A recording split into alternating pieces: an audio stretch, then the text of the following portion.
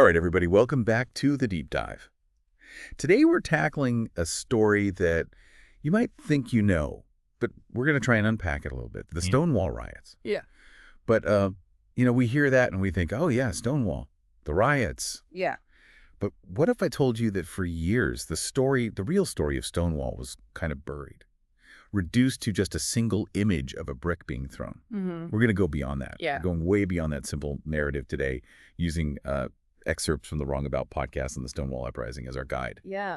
What's fascinating about this is how Stonewall became this almost mythical event. You know, it's been stripped of a lot of its complexities over time, and Yeah. I think it's really crucial to understand that it wasn't just about a brick. It was the culmination of years and years of oppression, a boiling point for this community that was forced to live in the shadows. Exactly. And to really grasp the significance of Stonewall, we need to kind of transport ourselves back. Yeah. Back to 1969, New York City. Imagine a time when simply being gay could land you in jail. Police raids on gay bars were routine. I mean, they were just happening all the time, brutal and often fueled by just like hypocrisy. Yeah, it's and the Stonewall in itself is where it all went down. Wasn't some glamorous haven. Like, it was a mafia-run dive bar with questionable sanitation, Right. like no running water, just a single bucket for washing glasses. Oh, wow. You know, and this speaks volumes about just the limited options that were available to the gay community. It's hard to fathom, isn't it, being forced into these like shady establishments just to find a sense of community and belonging. And even within the community, there were all of these divisions and debates about how to best fight for their rights.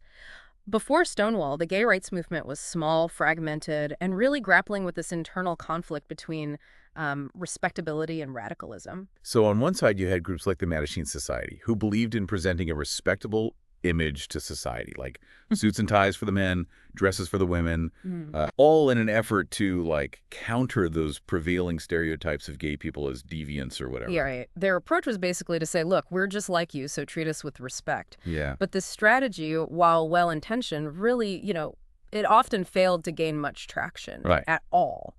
But on the other hand, you had these more radical factions who were growing increasingly frustrated with the slow pace of change and this like idea of having to conform to societal expectations. Yeah. Just to be treated as equals. Totally. And the simmering tension, right? Like this frustration at being forced to live a lie, I think is a really crucial part of the context leading up to Stonewall. It's like this pot slowly coming to a boil. Okay, so let's talk about the raid itself. What made this one different from all the others? Why did it spark such a powerful reaction? Well, this raid was different in a couple of ways. First of all, it was later, it was more aggressive, and it was orchestrated by a newly formed moral squad with a mission to clean up Greenwich Village. And they were targeting both the mafia and the gay community. So like a double whammy of discrimination. Absolutely. The police employed tactics like ID checks and female impersonation laws, which basically criminalized cross-dressing, to harass and arrest patrons. And these laws were disproportionately used against transgender women. Right. So, this really highlights the layers of bias and prejudice that were at play here. And so it's at that point that things start to shift outside Stonewall. The crowd is growing, and, instead of fear and resignation, there's a sense of defiance. Yeah. And people coming out of the bar are greeted with cheers. It's almost like a celebration of like their resilience in the face of this oppression. It's a subtle but really powerful shift. Yeah. From fear and shame to this like glimmer of solidarity. The crowd senses something's different this time, that the usual script of submission isn't being followed. Okay, so let's get to the heart of the matter, the spark, the thing that ignited the riots. We all want to know who threw that first brick. Right, which were that simple. Right. So while Sylvia Rivera and Marsha P. Johnson, these are two trans activists, are often credited with this, the most consistent accounts point to an unidentified butch lesbian being forcefully arrested. And the exact details remain kind of shrouded in mystery. So the butch lesbian, a legend whose identity remains unknown, but, I mean, even without a name, Her defiance speaks volumes, right? Absolutely. I mean, it reinforces the idea that Stonewall wasn't about one person or one act. It was years of this pent-up frustration, Hmm. a collective anger at being treated as less than human. And alongside the potential brick, right, there's this striking image that emerges of young people throwing pennies at the police. Almost like saying, you want to treat us like we're worthless. Here's your payout. Exactly. It's this refusal to be dehumanized, this realization that fighting back is actually an option. And that realization is electrifying, and it spreads through the crowd like wildfire. So the scene is set. The tension is palpable. Paint us a picture of what happens next. How does this simmering frustration erupt into this full-blown chaos? Things escalate pretty rapidly. The police, finding themselves outnumbered and kind of outmatched, they barricade themselves inside the Stonewall Inn, while protesters, fueled by years of this anger and this newfound sense of defiance, they actually try to set the bar on fire. Wow. They're using anything they can get their hands on.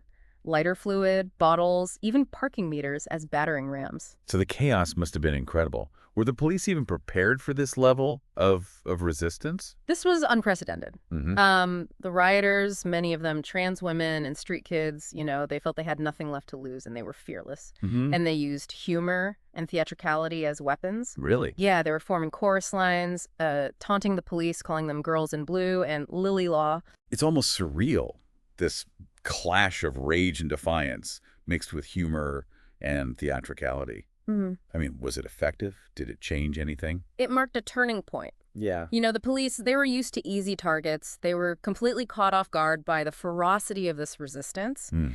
And it sent a really clear message that the gay community would no longer be intimidated and they would fight back. And this newfound courage, it really emboldened the community and it showed the power of collective resistance. But it wasn't a fairy tale ending, though, was it? The fight for equality didn't end that night. What happened in the aftermath of Stonewall? The post-Stonewall movement wasn't a smooth path to liberation. Internal conflicts and debates continued, and many of the most vulnerable figures, like Rivera and Johnson, were later marginalized within the movement itself. So even within the fight for equality, there were these struggles for recognition and inclusion. It's a reminder that progress is rarely linear. Yeah. And that even within movements fighting for equality, there could be these blind spots and biases. Precisely. But despite the challenges, Stonewall did spark a wave of activism. Mm-hmm. New, more radical groups emerged, emboldened by the events at the Stonewall Inn. They were pushing for broader LGBTQ plus rights. And it's crucial to acknowledge the often erased role of trans women, people of color, and those who challenged respectability politics. Their anger and courage were essential to Stonewall's impact. It sounds like there's so much more to this story than the simplified version that we often hear. What else have we been missing? Well, for instance, you might be surprised to learn that the Stonewall Inn was actually operating as an illegal mafia-run bar. Wait, so the mafia was involved? I had no idea. Yeah, because New York wouldn't grant liquor licenses to gay establishments. Yeah. Seeing them as promoting illegal activity, the only option for these spaces was to operate in this shady underworld. So the community was forced into these potentially exploitative situations just to have a place to gather. Unfortunately, yeah. And this fueled further resentment, as the community was being exploited by those who were supposed to be providing them with a safe space. It's a stark reminder of the systemic oppression that they faced. Not only were they criminalized for their sexuality, they were also denied basic rights like access to safe and legal gathering spaces. Absolutely. It really highlights the layers of injustice that they were up against, and I think it helps us understand why the eruption at Stonewall was so explosive. So let's go back to that night. The police are barricaded inside, the crowd is raging, and things are about to get even more intense. What happens next? So the situation escalates very quickly. The protesters, realizing that the police are trapped inside, they try to light the Stonewall on fire. Wow. They were using lighter fluid, throwing bottles, anything that they could find to fuel the flames. The police inside are trapped. They're fearing for their lives. They refuse to open the doors. I can only imagine the fear on both sides. And what's interesting is that the commanding officer, Seymour Pine, he refuses to let his men open fire on the protesters. He recognized that the situation was volatile, but he didn't see it as a reason to use lethal force. That's kind of surprising, given the context of police brutality at the time. It's almost like a moment of humanity amidst the chaos. It definitely adds another layer of complexity to the events of that night. Even those enforcing these discriminatory laws can make choices that defy our expectations. But the riot doesn't end there, does it? Blech. The crowd's anger doesn't just, dissipate. No, the riot doesn't end there. The police eventually call in the tactical squad, essentially like a SWAT team. And the situation becomes even more intense. We're talking like a full-blown street battle between a crowd of nearly 1,000 protesters and these heavily armed police officers. It sounds like a scene from a movie. There are accounts of the protesters using these clever tactics. They were taking advantage of the narrow streets to kind of outmaneuver the police. They'd run around the block, appearing behind the advancing officers, keeping them off balance. So it becomes a game of cat and mouse, but with much higher stakes. Totally. And remember the humor we were talking about. Yeah. Even facing down the SWAT team, the protesters used wit and theatricality. They formed chorus lines, they were taunting the police, calling them girls in blue and Lily Law. Wow, using humor as a weapon against oppression. It's both brilliant and incredibly brave. It speaks to the resilience and spirit of the Stonewall generation. They refused to be intimidated, even when they were facing this overwhelming force. So how does this standoff finally end? Does the crowd just eventually disperse? Eventually, around 4 a.m., the crowds start to disperse, exhausted, but energized. They had faced down the police, they had stood up for themselves, and they had shown the world that they would no longer be silent. But this was not the end. In fact, it was just the beginning. What do you mean? The riots didn't end that night. No, they didn't. The events of that night sparked something much bigger. Something that would reverberate far beyond the streets of Greenwich Village. Imagine this. A Village Voice reporter, he snuck into the Stonewall during the raid, is given a piece of chalk and a mission to spread the word about a protest the following night. Piece of chalk. Yeah, piece of chalk. What did they write? The message was simple. Tomorrow night, Stonewall protest. And this simple act of defiance, call to action, scribbled on the streets of New York, it ignited a movement. That's incredible. And it worked. It did. The next night, 2,000 people showed up to protest, and the riots continued for 5 more nights. Wow. So Stonewall wasn't just a one-night affair. It ignited a movement, a sustained outcry against injustice. Yeah, exactly. And it was fueled by this growing sense of empowerment and the realization that collective action can actually make a difference.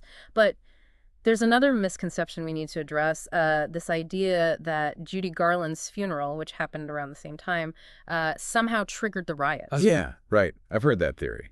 But it's just a myth, right? It is. The idea that Stonewall was a reaction to Garland's death is a myth. It was likely started by a homophobic newspaper column at the time. Oh. The reality is that the Stonewall generation was actually heavily influenced by all the other social and political movements that were happening at the time. The Civil Rights Movement, the Black Panthers, the anti-war protests, all of those. So they were drawing inspiration from these other struggles, seeing that resistance was possible. Exactly. Stonewall wasn't an isolated event. It was part of this broader wave of social change that was sweeping the nation. And it's also important to remember the role of individuals like Craig Rodwell, who worked tirelessly to amplify its impact. You mentioned him earlier. What exactly did he do? Rodwell was an activist who recognized the significance of Stonewall immediately, and he started working to spread the word. He understood the power of media attention, so he contacted major newspapers. He was urging them to cover the events. Wow. And he also played a crucial role in organizing the first Christopher Street Liberation Day Parade. This was the precursor to the modern Pride celebrations that we see today. So he was a savvy strategist, turning a local uprising into a national movement. It's amazing how one person's vision can have such a lasting impact. And it's not just Rodwell. There were countless others who worked tirelessly behind the scenes, printing leaflets, organizing meetings, putting up homeless youth on their couches. Wow. All fueled by this energy and momentum of Stonewall. And it's a reminder that social movements are built by these collective efforts of many, not just the few whose names make it into the history books. It's a powerful reminder that everybody has a role to play in fighting for justice and equality. But you mentioned earlier that the movement also faced a lot of challenges and setbacks, even after Stonewall. Yeah, for sure. Despite this newfound energy and determination, the post-Stonewall years were a real mix of progress and frustration. New, more radical groups emerged, but the old debates about respectability and tactics continued. Uh-huh. The Mattachine Society, for instance, remained hesitant to fully embrace Stonewall, fearing that it would reinforce negative stereotypes. It's interesting how these internal divisions can persist even within a movement that's fighting for a common goal. Right. And tragically, figures like Sylvia Rivera and Marsha P. Johnson, who were so instrumental to the uprising, were often marginalized within the movement itself. They faced discrimination based on their gender identity and their involvement in sex work. So even as the movement gained momentum, it struggled to fully embrace the very people that helped to spark it. Yeah, and it's a reminder that progress is rarely linear, and that even within movements fighting for equality, there can be these blind spots and biases. It's a sobering thought. But amidst all these complexities, what can we learn from this story? What makes Stonewall so relevant today? I think one of the most important takeaways is the need to recognize the diversity of voices and experiences within the LGBTQ plus community. We need to honor the contributions of those who have been historically marginalized, not just the respectable faces of the movement. Right. So going beyond those simplified narratives to engage with the, messy, complicated reality. Exactly. We need to remember the anger, the courage, the humor, the struggle for recognition, the infighting, the triumphs, and the tragedies. All of it is part of the Stonewall legacy. It's a lot to process, but it's also incredibly inspiring. The story of Stonewall reminds us that change is possible, even in the face of seemingly insurmountable obstacles. And one of the most powerful aspects of that story is the sense of joy that kind of permeated the struggle. There's a story shared by a man named Mark who was at Stonewall that night. Right. He talked about the year after the riots and all the work that they were doing. The phone calls, the leaflets, the organizing. And, he was driving a cab during the day to support himself and spending his nights working for the movement. Wow. It was exhausting, it was challenging, but he said it was one of the best years of his life. Why? What made it so special? He felt like he was finally fighting for a better world, a world where he could be himself, where his community could be recognized and respected. And that feeling of empowerment, of shared purpose, it brought him immense joy. It's amazing how, even amidst the struggle, there was this sense of hope, of possibility. And that's, a crucial part of the Stonewall legacy. It wasn't just about fighting against oppression. It was about creating something new, a world where people could live authentically with joy and pride. So it wasn't just a reaction to the hardship, but a proactive vision for a better future. Exactly. And speaking of hardship, we were talking about the mafia's involvement with the Stonewall Inn. Right. That was a bit of a shocker. Tell me more about that. So it wasn't just about serving alcohol, though. The mafia was reportedly running a blackmail ring out of Stonewall's second floor. Really? Yeah, targeting these wealthy patrons. They were also known for skimming profits, mistreating employees, and even stealing from their own cash register when the police raided. So exploitation on top of oppression. Yeah. It's hard to imagine anyone having any fun at all under those circumstances. But they did. Yeah. Accounts describe the Stonewall as, a lively, even joyous place. Really? Despite the conditions, people found community, connection, a sense of belonging that they couldn't find anywhere else. It speaks volumes about the human need for connection, doesn't it? Mm-hmm. Finding joy even in the face of such adversity. Absolutely. And it underscores how vital these spaces were, despite the challenges. People needed a place to be themselves, even if it wasn't perfect. Let's go back to the night of the raid for a moment. We left off with the police barricaded inside and the crowd outside growing, increasingly agitated. Yeah. What happened next? How did things escalate from there? So things took a turn for the worse when protesters tried to set the Stonewall on fire. They were using lighter fluid and throwing bottles, anything they could find to, fuel the flames. And the police inside were trapped. They were fearing for their lives. I can only imagine the tension and the fear, on both sides. And interestingly, the commanding officer, Seymour Pine, he refused to allow his men to open fire on the protesters. He recognized that the situation was volatile, but he didn't believe that lethal force was justified. That's surprising considering the context of police brutality that we were talking about earlier. It is. It speaks to the complex dynamics at play, and it reminds us that even within these systems of oppression, individuals can make choices that, challenge the status quo. But the riot didn't end there, did it? The protesters weren't about to back down. No. The police eventually call in the tactical squad, essentially like a SWAT team, and the situation just, becomes even more chaotic. It was a full-blown street battle between a crowd of nearly 1,000 protesters and these heavily armed police A officers. thousand people. The energy and determination of that crowd must have been incredible. There are accounts of the protesters using these clever tactics. They were taking advantage of the narrow streets to kind of outmaneuver the police. They'd run around the block, appearing behind the advancing officers, keeping them off balance. So it becomes a game of cat and mouse, but with much higher stakes. Totally. And remember the humor we were talking about. Yeah. Even while facing down the SWAT team, the protesters used wit and theatricality to kind of disarm and challenge the police. They formed chorus lines. They were taunting the officers, calling them girls in blue and Lily Law. It's incredible, isn't it? Using human and performance as a form of resistance. It takes incredible courage to, like, stand up to authority with a smile and a song. It's a testament to the spirit of the Stonewall generation. They refused to be intimidated, choosing laughter and defiance over fear and submission. So how does this epic standoff finally end? Does a crowd eventually disperse, or does the violence escalate even further? Eventually, around 4 a.m., the crowds begin to disperse, exhausted but energized. They had faced down the police, they had stood up for themselves, and they had shown the world that they would no longer be silent. But this wasn't the end. In fact, it was just the beginning. What do you mean, the riots didn't end that night? No, they didn't. The events of that night sparked something much bigger, something that would reverberate far beyond the streets of Greenwich Village. Picture this, a Village Voice reporter. He had snuck into the Stonewall during the raid. He is given a piece of chalk and a mission to spread the word about a protest the following night. A piece of chalk. What did they write? The message was simple: tomorrow night, Stonewall protest. And this simple act of defiance, a call to action scribbled on the streets of New York, it ignited a movement. That's incredible. And it worked. It did. The next night, 2,000 people showed up to protest, and the riots continued for 5 more nights. Stonewall wasn't just a one-night affair. It ignited a movement, this sustained outcry against injustice, fueled by a growing sense of empowerment and this realization that collective action can actually make a difference. But there's another misconception we need to address. This idea that Judy Garland's funeral, which happened around the same time, somehow triggered the riots. Oh, yeah. Right. I've heard that theory. But it's just the myth, right? It is. The idea that Stonewall was a reaction to Garland's death is a myth. It was likely started by a homophobic newspaper column at the time. Oh, okay. The reality is that the Stonewall generation was heavily influenced by all these other social and political movements that were happening at the time.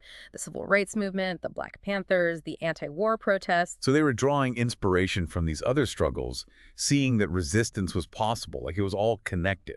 Precisely.